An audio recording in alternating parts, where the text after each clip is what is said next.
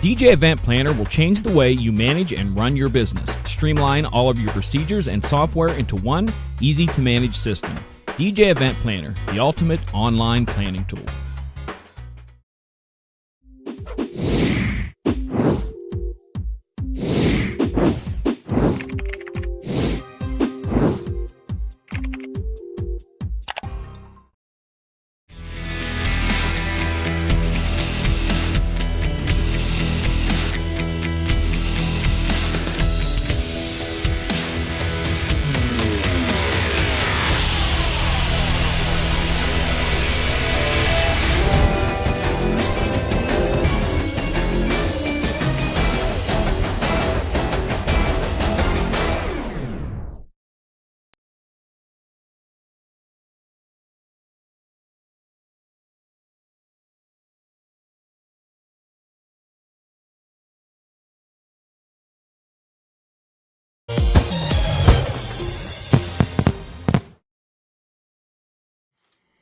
And now, ladies and gentlemen, it's time for Running Your DJ Business with Keith Kokoris and Brian Bonacisi. How are you, Brian? Good, Casey. How are you? Good. If I could do the honors, I'd love to introduce. You'll notice all of our viewers notice that we finally have somebody worth looking at on our show. We have the very talented and smart and beautiful Jazmine Gonzalez, who's a personal friend from the Chicago market, owner of Hype Productions and the new Loft 21 venue. So welcome, Jasmine. Thank you. Hello, everybody. So let's start off. For those of you who don't know, once again, we got the jet-setting Mr. Brian Bonacisi. Yeah. And as you can see, he's not in his New York apartment. So where are you, Brian? What are you at now? Yeah, I just literally walked in the door from an event downstairs at the Wyndham Clearwater. It was the American Bar Association. They had a mixer tonight, so it was fun. It was nice to be in like 75-degree weather. So that's nice. Where are you exactly? Not the hotel, but the city? Sorry. Clearwater, Florida. Jealous. I'm jelly. Yes, Jasmine and I in the city of Chicago are expecting 12 inches of snow all day tomorrow. Oh my goodness! So yeah. Now you know why I won't hold the Marquee show in February here. So crazy. So that's that. And anything new and exciting? How was your weekend? Did you play anything cool?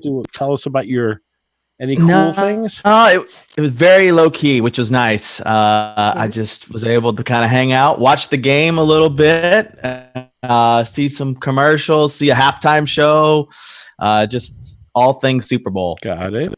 Well, I don't know if you guys did see it, but disc jockey industry notable, Mr. Jason Janai, was actually the Philadelphia Eagles celebration DJ.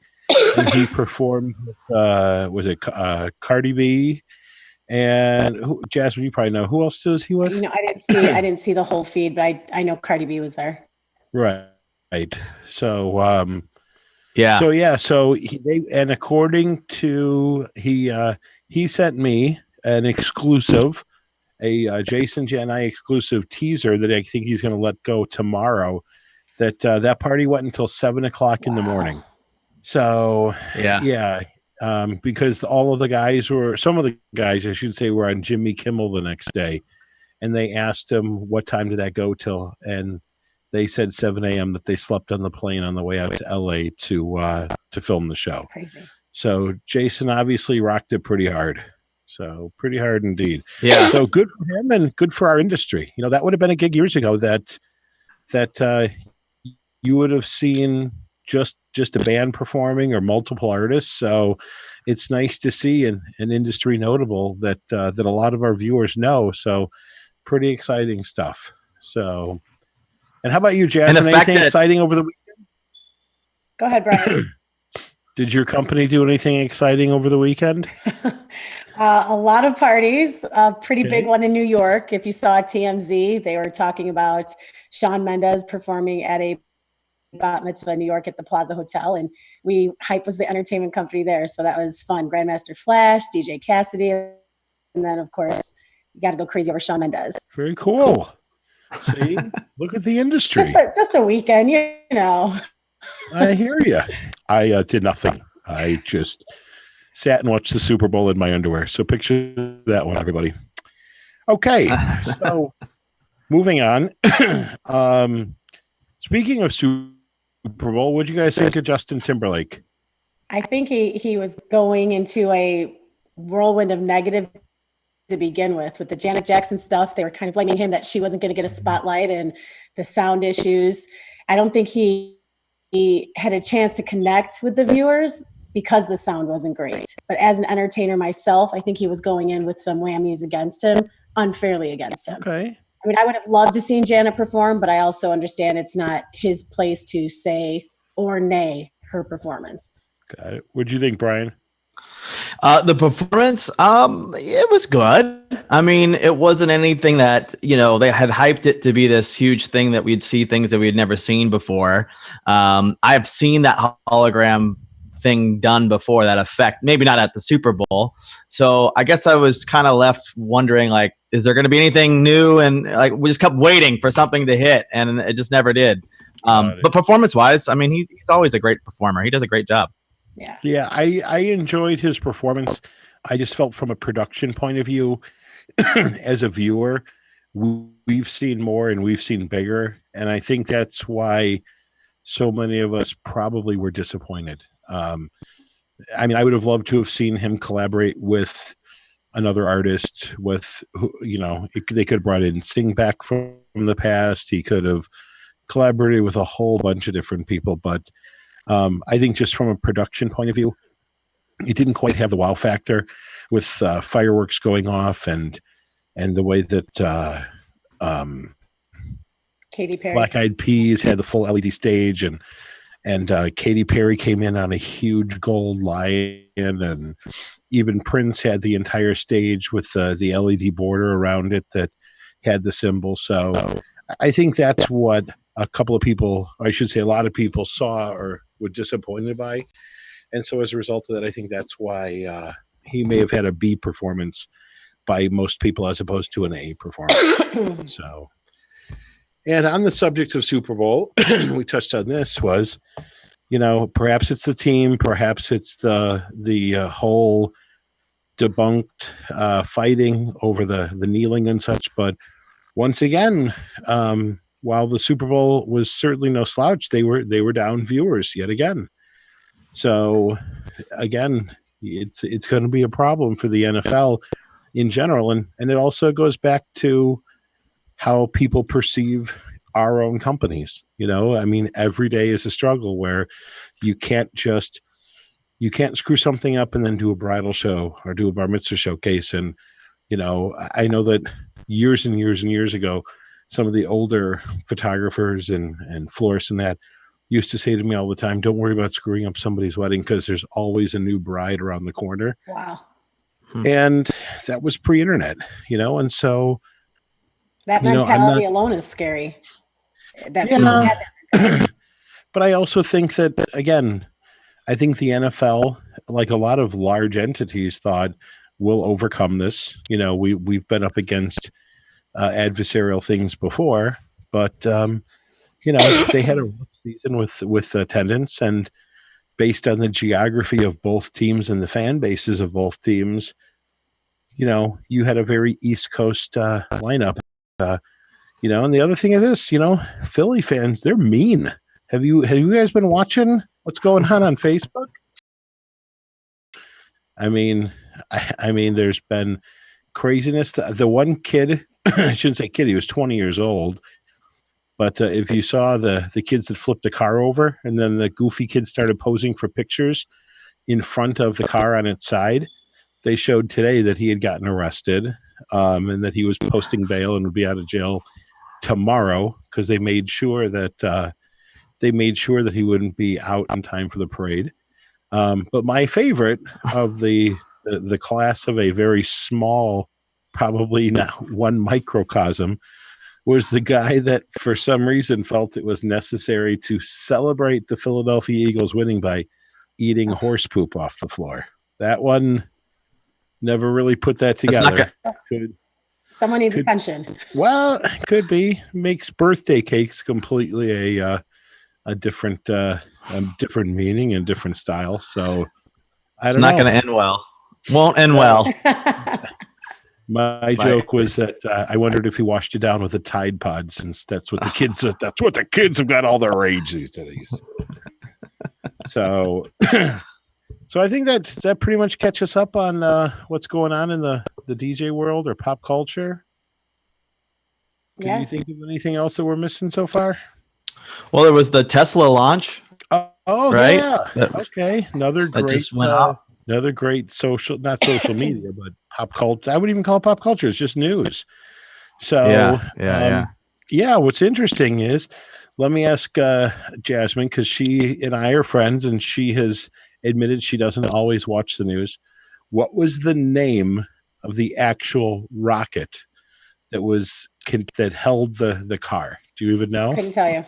Okay. So again, the past 7 days of my life have been a whirlwind.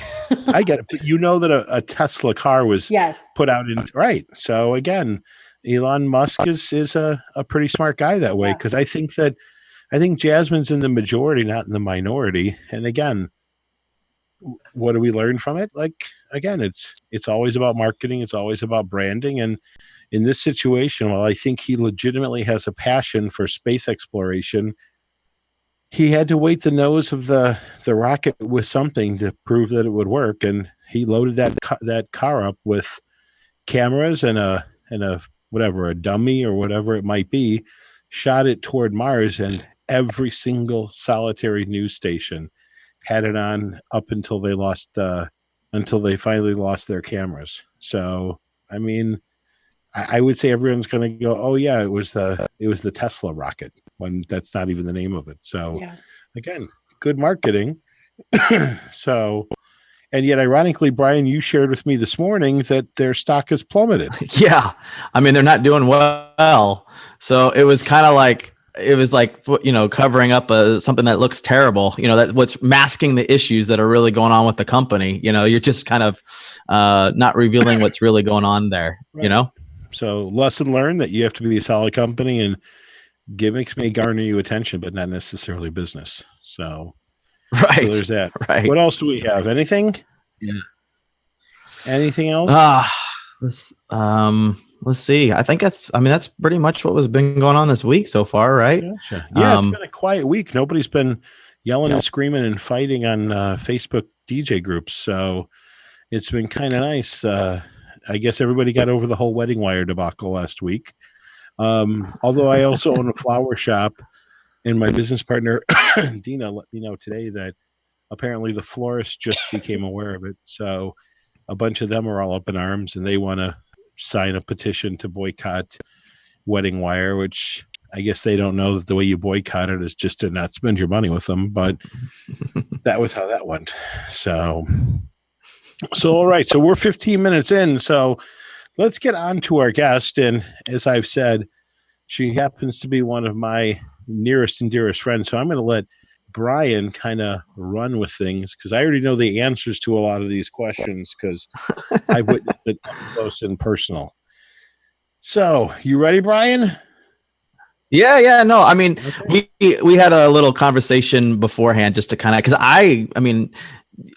I know Jasmine's name because of just association with DJ Times and, just killing it in the industry, but I didn't really know her story. And I thought that would be a great way for us to just kind of kick it off, is just her kind of bringing us up to speed. And those that aren't familiar with you, you could kind of fill us in and where things have gone from your humble beginnings all the way to now. So maybe talk a little bit about like your upbringing and how you kind of got in the DJ game and where you are now. So for me, who I am personally, I'm an athlete. I'm very competitive, and I grew up with two older brothers. So anything in life was a competition, whether it was a board game, a sport, whatever it may be. So I grew up around a competitive family. So that's who I am innately, which you'll see throughout my journey, it has been a great help to the success of Hype and Loft 21. But on the DJ side of it, in 8th grade, I was at my 8th grade dance in junior high, and the DJ just could not get anybody to dance. And I was that kid who went up to the DJ booth and said, "Hey, can you play this song?" I hope I wasn't as annoying as I see kids nowadays, but I politely asked if he could play a few different songs, and he ended up playing them, and people started dancing. And so I was seeing the cause and effect of that and decided I'm just going to keep giving them a playlist and some songs to play. And it totally turned around the dance.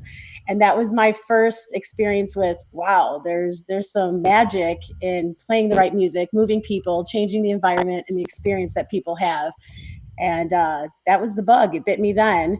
But I didn't think that was going to be my career. I wanted to be a news anchor. So all throughout high school, college, that was my goal, to be a news anchor. And this is where Brian kind of giggles at my story of how things happened. It was almost everything about my career was, I don't want to call it a fluke, but it was definitely being prepared at the right time in the right place. I started off as a party favor girl, handing out glow necklaces, sunglasses, and hats at bar mitzvahs, because I went to an event with a friend and one of the performers didn't show up, and they said, "Hey, can you fill in and hand out some glow necklaces? I'll pay you $50. All right, 50 bucks, I'll take it. 50 bucks. Wow. And I loved it. I enjoyed it. And then a month later, I went with that friend again just to watch, and they needed an extra dancer. "Hey, can you fill in and be a dancer?" I've taken dance since I was 3. Sure, I can jump around and have some fun with the crowd, and literally just kept coming back week after week. Became one of the lead dancers, became one of the dance choreographers, teaching dance lessons. And so that's where the dancer part came into it. And as an MC, I, being a lead dancer, went to one of the parties, and unfortunately the MC who was scheduled to be there couldn't be there. And I was told, and this was back when pagers were around, I got the 911 to call, and I was told, "Hey, you're going to MC this party tonight." I'm like, "What? I've never MC'd before." "You're a lead dancer. You can do it. Just get on the microphone." So I went into the country club, grabbed the microphone, and was thrown into the fire to MC. Again, another right time, right place, and right preparation to be able to handle that scenario. And I loved it. I fell in love with it. And when I went back to the office, a couple of the guys in the company, they're like, "Wait, you MC'd the party? A girl MC'd the party?" And that's not the right thing to say to someone like me who grew up with 2 older brothers, and there was no girl or boy. If you're just athletic and if you're a competitor, that's all it is. It's not about boy and girl. So then it just became a challenge. My goal was to get booked more than them, be more successful more than them as an MC. And so I did that throughout college, and I loved it, but I still wanted to be a news anchor. And I decided to leave the company I was with. And the odd part was, as I was in my mindset getting ready to leave, some party planners hunted me down at my parents' house. I don't know how, to this day, I'm going to have to ask them how they got my parents' number. But they called and said, "You can't leave the industry. You know, you've got some great followers, and I'll bring you bookings." And I thought, all right, I'm graduating college. Maybe I'll do 1 or 2 events a month as a hobby for the fun of it. We'll see where this goes. And literally within a week of me agreeing to do that, it quickly turned from a hobby to something I thought I could see it was going to be more.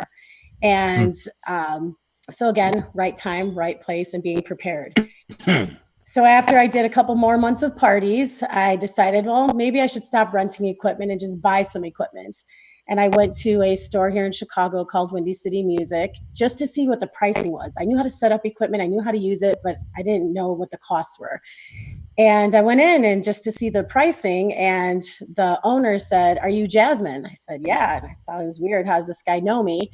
And he's like, "Well, there's a guy who owns a company down the street. He left a note for you. He'd like to speak to you." I was like, "What?" And he said the gentleman's name and the company. He's like, he said, "If you ever come in here, to send you down to his office." That's all right. Well, I was kind of like, I don't know you in the store, and you're telling me to go see this guy, but I wasn't by myself. So I went to this office down the road, and he was asking me to come work for him. He said, "Whoa, you're Jasmine. I know all about you and your following, and don't leave the industry. And what will it take for you to come work for me?" I was like, I'm just leaving because I want to be a news anchor and I'm going to go towards my career. He's like, "You need to be in this industry. Name your price." And in that moment, something clicked and I stood up, shook his hand, and he's looking at me like I'm crazy. And I said, you just met your next competitor. So if party planners hunted me down at my parents' house, and one of the bigger companies in the industry left a note for me at a store that he didn't know if I would ever go into that store, and he's offering me the moon and stars, I better rethink what my career choice is going to be. Right. And then came Hype Productions. Wow. Yeah. Now, so then from going from like transitioning from, working for somebody else to like growing your own company, like what was that? Was that a hard step to make, or did it feel very natural, like kind of moving into that? What was that like? It felt natural just because I think by nature I'm a leader, and being in sports, I was always the captain, and just in my livelihood, I'm a leader. So I didn't think that part was difficult. And I didn't think business would be difficult because I feel if you're genuine and you're a good person, you're going to make the right decisions because your heart's in the right place, your brain's in the right place, your spirit and your intention's in the right place. Did I have to learn about taxes and incorporation and insurances? And, I mean, that part was, a lot to take in, right. But to actually sell and market and meet people and earn their business, not expect it to be handed to me, that was pretty simple because I believed in our product. I believed not just in myself, but I believed in the people I surrounded myself with, that, that team player mentality. Right. I knew it was going to take a team to be successful. It wasn't just about the name Jasmine. So that transition is okay. But it was interesting. I have 2 bachelor's degrees and neither of them are in business. So to learn the business stuff while I'm starting a business that quickly climbed, and it was a business I wasn't looking to do. I felt like I was playing catch up for the first couple of years on the back house things. Right. Did you feel like, cause you kind of touched upon like being a female and how they were looking at you as like being an MC, like transitioning that to a business owner. I mean, I don't know very many female DJs or MCs. I felt comfortable because they were talking to a female, and it's usually the brides who are doing all the planning. On the bar mitzvah side, to the moms, they're like, wow, you're such a role model for our daughter. Will you do her bat mitzvah? And for the bar mitzvahs, oh, Jasmine's a super jock. She knows all about sports. You're a perfect fit to do my son's bar mitzvah. So that part of it wasn't very difficult. Being a female, I know a lot of females have said some struggles they've had, and I'm very lucky that I haven't had to experience that. And I have several female MCs on my team, and they haven't really had that backlash or that struggle either. Right. That's awesome. I mean, you touched on something small too, but I think it's a big point. And you said something about how just, growing your business, part of it was just like being authentic. And you said the phrase being nice. And it's funny because like that some people just think that's easy to do, but it's not. Like, I think it's something that you have to consciously like remember that you don't have to put on a front, like just being you, being who you are, and that can get you places. And I think it's interesting how you mentioned that, Well, what I think people forget is, you can be this star entertainer and have this great company, but you're human before you're any of that. And your clients are human before any of that.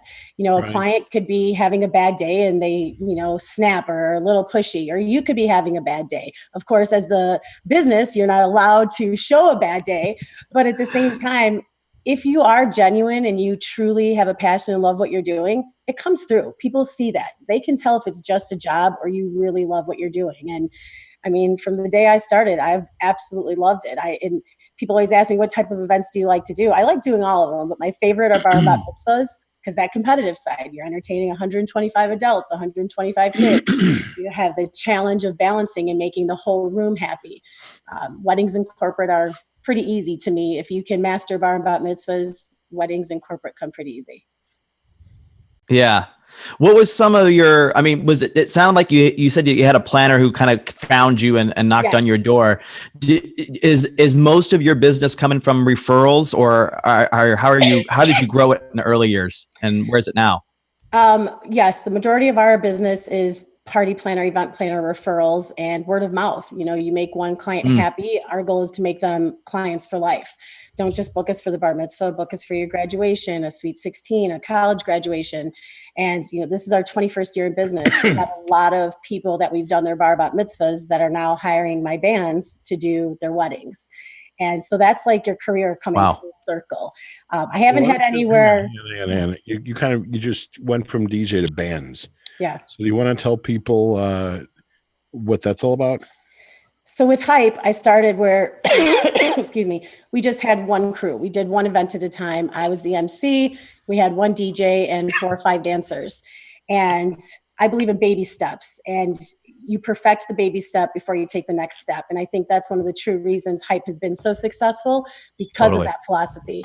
So by year 3, I had 3 MCs. By year 4, I thought I need to switch this up a little bit. You know, a lot of companies were starting to come into the game, and I wanted to always be 3 steps ahead of not just my competitors, but 3 steps ahead of myself. And I love live music, and I wanted to figure out a cool, hip way to involve live music with the DJs and make it a regular thing, make it a commodity that clients wanted and were willing to pay for.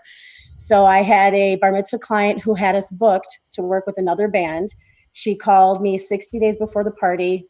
Jazz, what am I going to do? My band double booked. They can't do my event.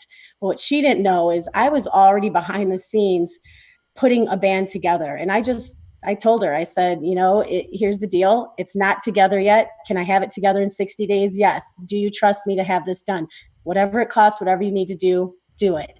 And literally that's how I started my first band, New Groove. Right time, right place, and being prepared. I mean, it's literally the motto of my career. Wow. So I created New Groove, and after 2 years of New Groove, they were getting booked so quickly. So I created a second band called The Vibe. And so now we have 9 MCs, a ton of DJs, a ton of dancers, and 2 13-piece bands. Wow. Yeah. It's pretty incredible. Our whole EE, extra entertainment division, with photo stations and game shows and virtual reality. And all of those things came to fruition by following that, perfecting the baby steps, you know, that method of business. So with the DJ business, where are you headed now with that portion of it? Like, where do you see it going? Is it just more events? Are you looking to add another wing? Like, what's kind of some thoughts you have for the next couple of years? So my goal in starting Hype, of course, was if I'm going to commit to this and not be a news anchor, I need to make it a career for myself.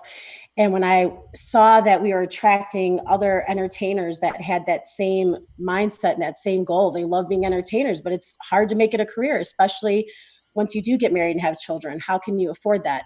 So my goals for the company, well, I won't say they changed. I had another agenda to it, not just to make great entertainment for clients, but to create positions so people can make it a full-time career. And a lot of my staff are offered health benefits, a 401k plan that we match.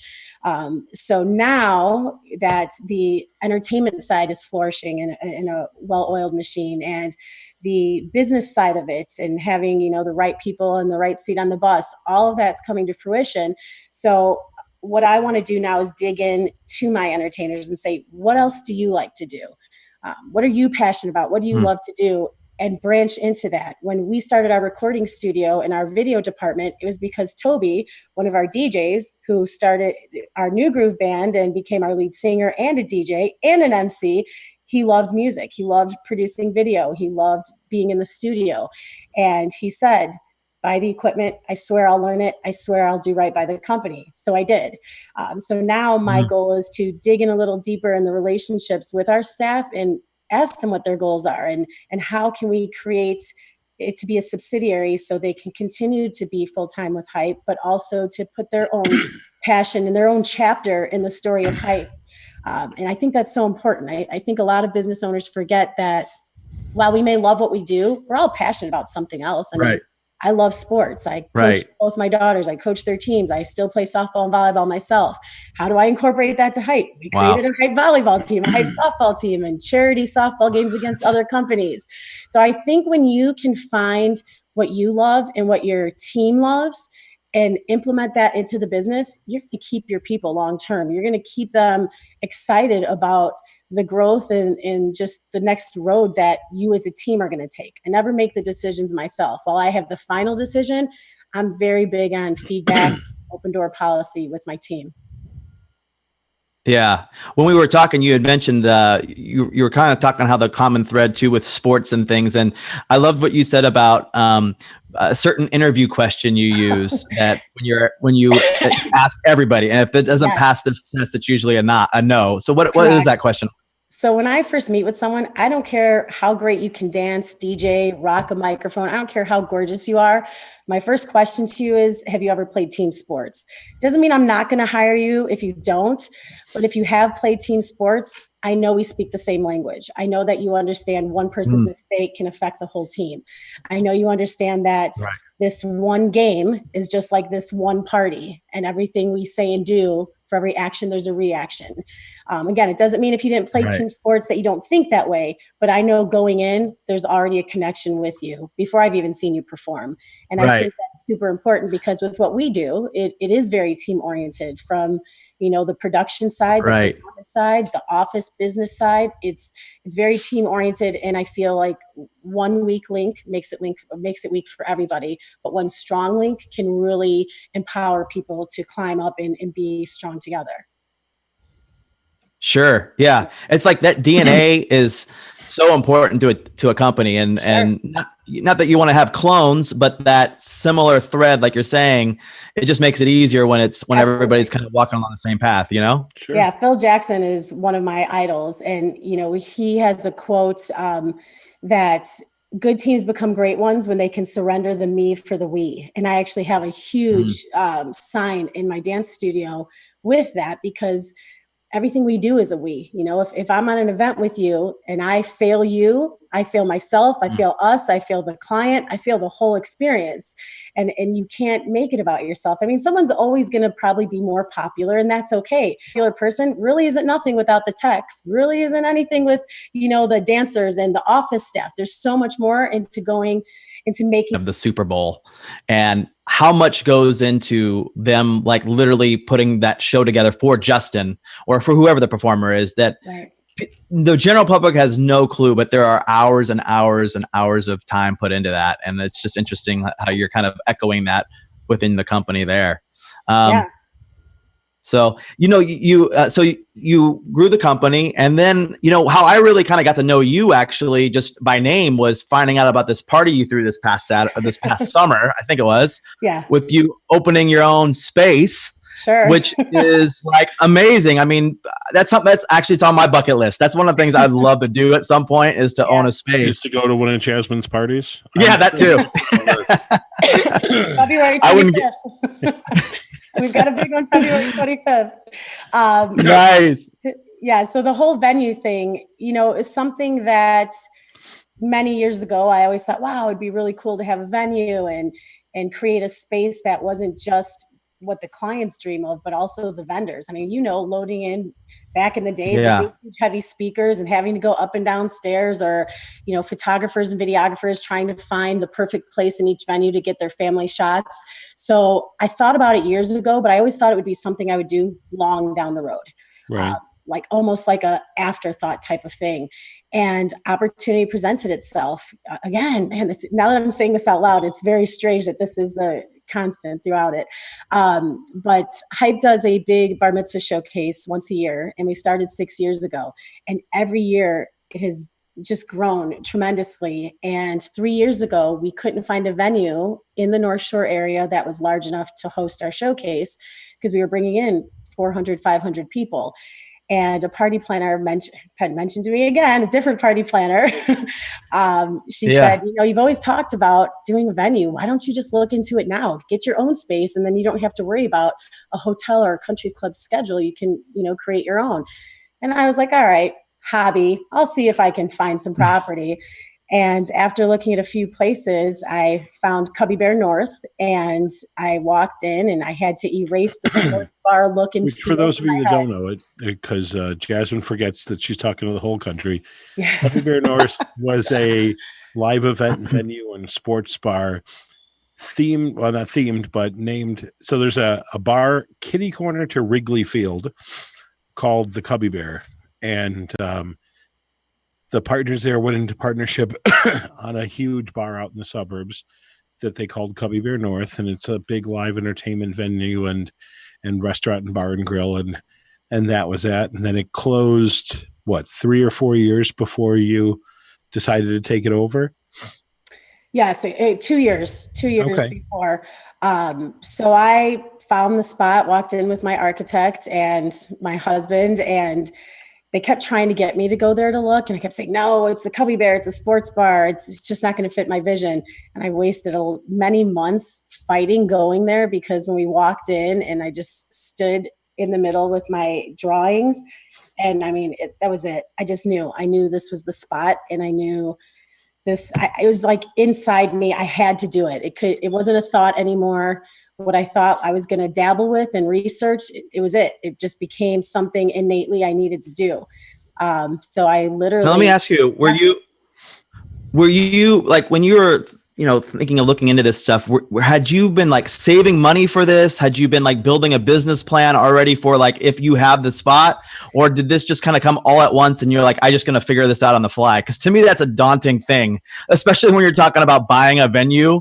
Like, yeah, I can't imagine. I mean, that takes some serious guts to be able to just pull the trigger if you're not totally ready. Like, how did you approach that? I figured it out on the fly.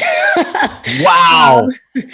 I had to learn about financing real quick and financing big dollars. And, I'm absolutely gracious that Hype is so successful and has long-term relationships with banks. And I have, I didn't want to take on a bunch of partners and investors, because then you got to answer to somebody, and no one's gonna build the baby, sell the baby, and keep the baby going more than its mama. So I did a lot of learning very quickly on what I could even afford to put in as a bid. And once the bid was accepted, now I really had to hustle and figure out, how am I going to make this happen?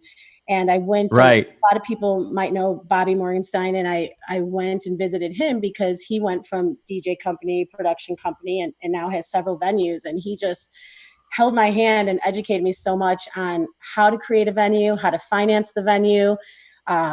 Jeffrey Craig, another person who just really guided me on the financial part. Matt Redicelli, just a lot of good people in the industry who we all started as DJs, as MCs or dancers. We all started as a little piece in the entertainment world and have all grown into something bigger. And I think that's really important, because I'm reading the comments here on the live chat, and a couple of people have said, this is very production orientated and not very DJ orientated, but it's really not. It's very business orientated. And really what it comes down to is whatever your goal is. Jasmine's goal here was to build a venue.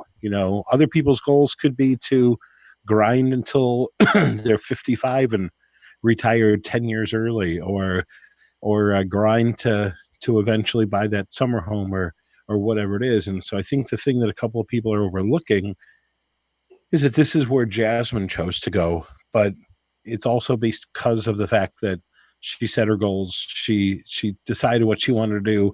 And rather than just talk about it, like a lot of armchair quarterbacks do, I mean, this past Super Bowl, I'm sure that everybody was yelling and screaming at the TV about who should have done that, and Tom Brady never should have run for the ball, and this would have happened. That the bottom line is she did it, and whether you succeed or fail, the bottom line is you get up off the chair and you stop being an armchair quarterback, and you go all in. You push your chips in and you make it happen. And again, I'm a big sports person, so I follow a lot of sports and read a lot of books from coaches and just successful dynamic players. And Michael Jordan, some people, wish things to happen. Some people want things to happen. Some people make things happen. And I'm a maker. And those of you who, maybe are your niche is being a DJ.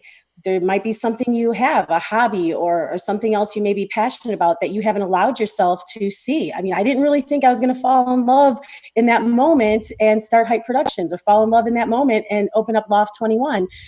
But if you don't venture out and trust yourself and your instincts and be prepared for anything that may come at you, you might miss an opportunity that opens your life and your world up to into something else that you could have never imagined.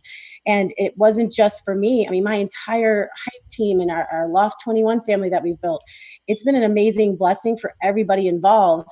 And those of you who may feel like, oh, this is too production based or bar mitzvah based, this is about business and livelihood. And this story can really pertain to any business model, anything you want. I mean, and even if you don't, if you're a stay-at-home mom or stay-at-home dad, everybody in life has goals. It could be daily goals, long-term goals, whatever it may be. I hope that, my story will encourage you and kind of push you, get off your butt and do something, because you only hold yourself back by being a naysayer. And I love the fact that you're like thinking forward, like after your DJing days are done, like you've already kind of put that plan in motion. And some people wait too long. By the time they're thinking of it, then they're like, oh my gosh, what am I going to do now? I don't know what I'm going to do. Yeah. But then at the same point in time, some of them don't. I mean, Ray Kroc started McDonald's at 55 years old or 54 years old. So Colonel Sanders also started really, really late in life and faced huge, but I think those are exceptions, I think, more than they are the rule. I don't know. I mean, obviously, those guys made it, but we don't hear those stories as commonly as But here's the question: to that degree, yes. But you know what? I'll share, and I think I shared this with you before. My grandmother was brought here to this country when she was a baby. They grew up in a farm in Upper Michigan, had no money. My grandmother got to sixth grade. Sixth grade, that was it. And she was pulled out of school every year at the harvest. Okay. She never went back to school after sixth grade. Her father was a drunk and consistently smacked her around. At 15 years old, she ran away from home. And this is even pre-Depression era. Okay. Couldn't make it, had to go home, got beat even more. My great-grandmother, her mother, helped her save money, and a year later, she ran away from home at the age of 16. Okay?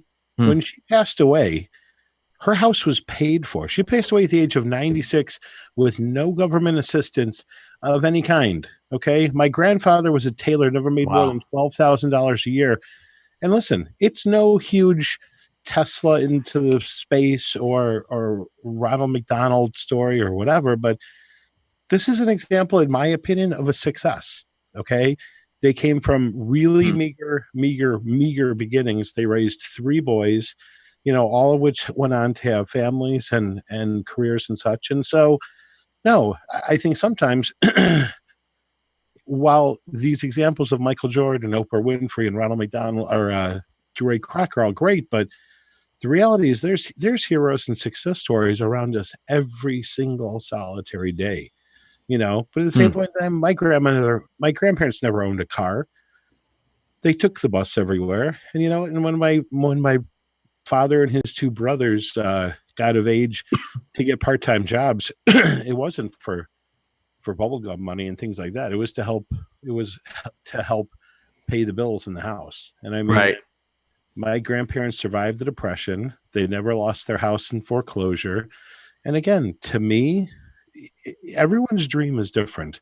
So I'm never afraid. I would rather see somebody struggle to be something than to give up and be nothing. Absolutely. So I agree. So now back to your venue there. So you start going along that, and up to that point, I think when we were talking before, things had progressed pretty easily for you. Like you just kind of found your footing. But were there spots within getting off the ground that you ran into any kind of speed bumps and what? I mean, that was kind of like your first real speed bump. So like, how did that feel? Like, what did you do? Like, how did you like overcome? Or obviously it launched, so it worked. Whatever you did. I would say it's pretty much a minefield of speed bumps, wouldn't you say, Jasmine? Yeah. If there's anything that I think has ever tested me in my life or could have possibly knocked me down, it was opening Loft 21. When I first started the project, we were in an unincorporated area, so it was a little easier to get the plans approved, and they weren't as strict on rules. But I got forced annexed into another town and pretty much had to start the project all over. So think about all the dollars that went into legal, accounting, architect, the GC. A lot of dollars had to be respent just to fit their codes. And when you don't budget for that and you don't plan for that, you start to scramble. So some of the things that I wanted to have done in phase 1, I have to put off till phase 2, which will be starting in April. But when I got knocked down a couple times pretty hard, by some no's, and I don't accept no. I accept that no means I need to find another way. I need to find a way that's going to be fair to both sides, and I need to present it and posture it in a way that they're happy to say yes to me, and it's a yes on both ends and a good decision on both ends. And after really creative presentation and thinking of how to work my way through the no's, I got a yes on every single no they initially handed me. Wow. And those were some trying times. I mean, a lot of times coming home and just looking at my husband and, just crumble. But got back up the next day and, got back in the batter's box. Right. So now how are you finding balance now, like with the two? Because now, I mean, it's essentially you're running two companies, right? I mean, sure. I can't do anything without the team that's around me, starting with my husband and my two daughters. They're just my world. And my team at Hype, Hype's success came from our team. Over the years, we've had different chapters, I call it, of the business and the performers. And every chapter gets better and better and sweeter and sweeter. And it truly is a family. And those people along the way believed in the vision of Loft 21 and believed in the excitement. And, you do what's got to be done. I don't care if you're pulling 2 all-nighters in a row. We all have that mentality to do what's got to be done. So surrounding myself with the right people, it totally has made my personal life, my professional life different. Without Renee and Vega on the Hype side and Junalise and Vega on the Loft 21 side, and everybody that comes in to the team beyond that, it wouldn't work. It absolutely wouldn't work because it's hard to find people who are like-minded and have that same drive and that same just belief in the products that we're presenting. So that's the only way to get through it. Right. The troubled areas and the bumps, but also now that we're flourishing, we all get to share and, reap the benefits and enjoy it together. Very good. So, Brian, you have anybody on Facebook awesome. that has any comments or questions? They're all just excited to hear her story. People are just commenting on how awesome it was and just amazing story. David Ellich just says, I love how she thinks outside the box, found a niche and went for it. Pretty amazing. Daryl says hello. He's online. Hey, Daryl. Let's see. Scott Carroll, that's great, Jasmine. Keep up the great work. Jody Harris thinks you look gorgeous tonight. I want you to know it. Thanks, Jody. My fellow Jill. Dave's got a question for you. How do you get the word out about your company? Do you use more word of mouth through networks or what do you do? A lot of our success came from building great relationships with party planners, other vendors in the industry, because behind the scenes, the guests and the client don't always see what we as vendors go through. And if you can show that you're genuinely there for them and going to have their back, they're going to have their back too, have your back as well. And just being genuine with your clients. If you really make a connection with the bride and groom and they have a friend or a sibling getting married, they're going to want their friend or sibling to use you, or a corporate client. Right. Those corporations are going to want their friends and their colleagues to have successful events. If you're just another DJ or another production company, that's all you are, is another number. So how do you build deeper relationships? Being genuine. I have so many great relationships with clients that I've had over the years that I genuinely feel that they're friends, and I love seeing their lives evolve and change. I have a bride that has hired us 3 times. She's been married 3 times. And now we're doing her oldest son's wedding coming up.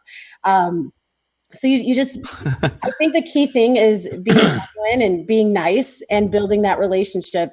That's in life and in business. But in what we do in the entertainment world, we sell, create, promote fun and an experience. And if you can do that consistently, it's all about consistency, you're going to be successful. And now we have the platform of social media. There was no social media when I started Hype. There was barely internet.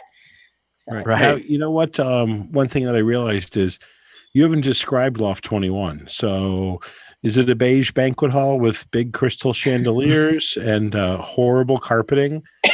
Loft 21 is a downtown Chicago loft feel. It's got an industrial feel, but a very chic, sexy elements to it. I wanted it to. It's in Lincolnshire, Illinois. Right. Yes, it's in the north suburbs, just about 30 minutes north of the city, 20 minutes north of O'Hare Airport. So that helps with corporate clients. But it's a venue where you get to come in and design it to be what you want. Tables, chairs, linens, giant screens, sound, lighting. It's all included in the technology and the color palette and just the space itself. We have mechanical walls that by a push of a button move. So as a client, you can come in Right. and really put your personal stamp on the event. It's not the same cookie cutter layout that you see at many venues. And it's a venue that vendors love. I mean, the caterers love it. The photographers, we have a giant brick wall.